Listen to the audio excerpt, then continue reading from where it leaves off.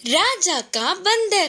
प्राचीन समय में वज्रगिरी साम्राज्य में प्रताप वर्मा नाम के राजा थे। वह उस राज्य का पालन करते थे और राजा के पास एक पालतू बंदर भी था। वह बंदर राजा को बहुत पसंद था। उसको बहुत ही लाड प्यार से पालते थे और बिल्कुल वैसे ही बंदर को भी राजा बहुत पसंद थे। राजा कहीं भी जाते तो उनके साथ साथ बंदर को भी ले जाते थे और तो और बंदर को उनके महल में कहीं भी किसी भी कमरे में जाने का छूट दिया। तब मंत्री और बाकी सब ने कहा बंदर को छूट देना अच्छा नहीं, पर उनकी किसी भी बात पर राजा ने ध्यान नहीं दिया। एक दिन राजा शिकार जाके थक के लौटे और सोने जा रहे थे। तभी राजा ने तुरंत बंदर को बुलाकर उनको सोना है बोल के उनकी नींद को कोई भंग ना करे, इसीलिए बंदर से पहरा देने को कहा। फिर राजा धीरे से गहरी नींद में सो गए और बंदर वही रहकर पहरा देने लगा। तभी एक मक्खी आके राजा के नाक पर बैठ गई। तब बंदर ने मक्खी को भगाने का बहुत प्रयास किया, पर कितना भगाने पर भी मक्खी थोड़ी देर उड़ के फिर आके राजा के नाक पे बैठ जाती थी। आखिर में राजा की नींद भंग ना हो करके एक उपाय सोची और तुरंत बंदर भागते हुए जाके एक चाकू लाके राजा के पास बैठ गई। फिर से मक्खी के राजा के नाक पे बैठते ही जल्दी से चाकू निकालकर मार दिया। बेचारी मक्खी तो उड़ गई। तो तुरंत ही राजा जोर जोर से चिल्लाते हुए नींद से उठे। उन चीखों से मंत्री और बाकी के सभी वहां पहुंच के राजा का चिकित्सा करवाए। इस कहानी से हमें यह सीख मिलता है कि मूर्खों को कभी भी छूट नहीं देना चाहिए। बाज और मगरमच्छ की दोस्ती। जंगल के एक पेड़ पे एक बाज रहती थी। वो बहुत अच्छी थी। वो अपने घोंसले में अंडे रखकर उनका ध्यान रखते हुए गुजारा करती थी। उधर के पास के नदी के मगरमच्छ से बाज ने दोस्ती किया था। इससे ये दोनों रोज मिलते थे, मजे से बहुत सारे गपशप करते।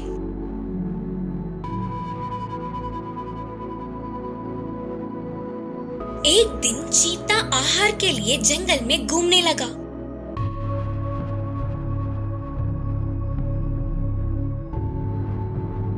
पेड़ के ऊपर की बाज और उसके अंडे को देखते ही उसके मुंह में पानी भर गए और वो उनकी तरफ तेजी से भागा। गरजता हुआ पेड़ पे चढ़कर बाज पे हमला करने लगा। फिर भी बाज बिना डरे चीता से लड़ने लगी। आखिर में बलवान चीते के पंजे से बेचारी बाज बेहोश होकर गिर पड़ी और तुरंत चीता उसे खाने के लिए आगे बढ़ी। लेकिन उतने में ही बाज के अंडे उड़ते हुए आकर चीते पे हमला करने लगे। अचानक के इस घटने से चीता डर के ऐसे उसके बचने की कोशिश में नदी को पार करने वाले चीते को मगरमच्छ तेजी से आकर उसे अपने मुंह में लेकर लौट गई। फिर सारे अंडे बच्चे बन गए। वे बच्चे अपने मगरमच्छ मामू को साथ लेकर माँ के पास पहुँचे।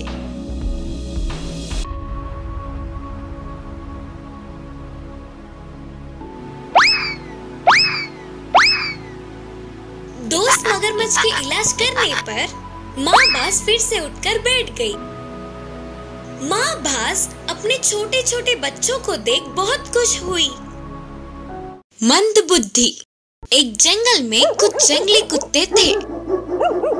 उस जंगल का राजा था शेर। वह बहुत ही हिम्मत वाला था। एक दिन सारे कुत्ते मिलकर शेर के पास गए। उनमें से एक कुत्ते ने आगे आकर बोला, अरे ओ शेर, हम आज से तुम्हें इस जंगल का राजा के रूप में हम नहीं स्वीकारेंगे। अगर तुम हमसे विरुद्ध गए तो हम सब मिलकर तुम्हें घेर के मार देंगे। उनके बातों से शेर चौंक गया और बोला, मुझे देखते ही भागने वाले तुम लोग मेरे सामने ही खड़े होकर धमकाने लगे हो। अगर मैंने एक बार गरजा ना तो डर के भाग जाओगे। फिर भी तुम्हारे जैसे लोगों से मेरा क्या काम। तब कुत्तों ने कहा, हमको देख तुम डर रहे हो ना, डरो डरो।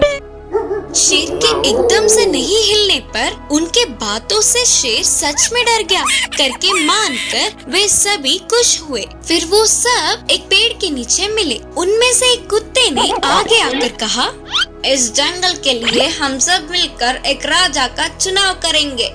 तुरंत दूसरे कुत्ते ने बोला, हाँ बिल्कुल करेंगे, यही सही होगा।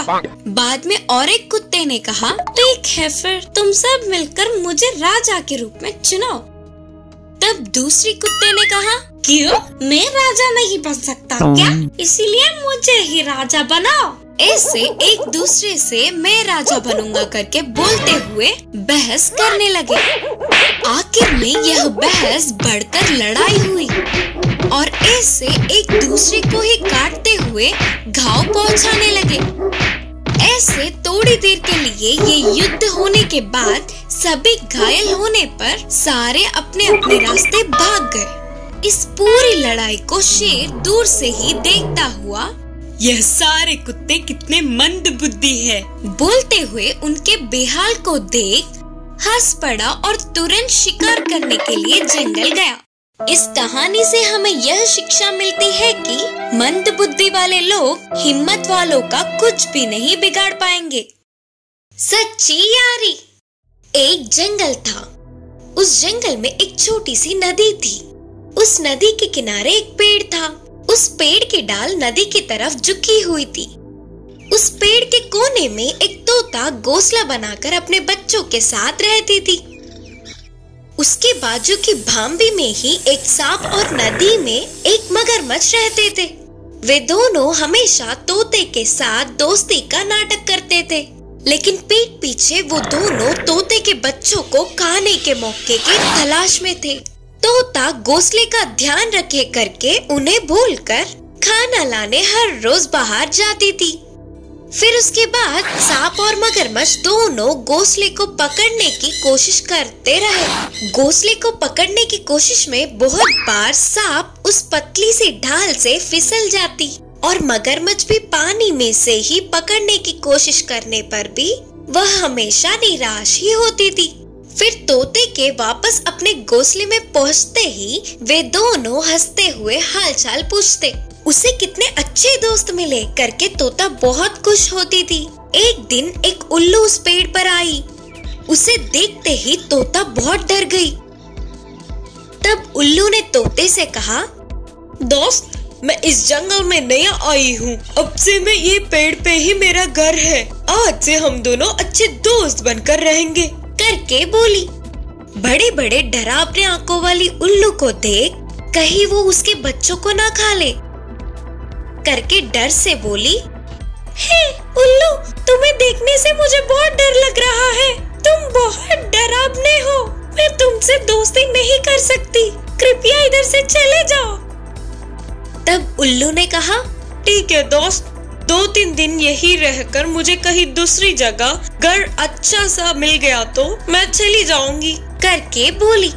उसके अगले दिन ही जंगल में एक बड़ा सा तूफान आया। उस बारिश के साथ ही हवा का तूफान आने पर पूरे जंगल में बवाल मच गया।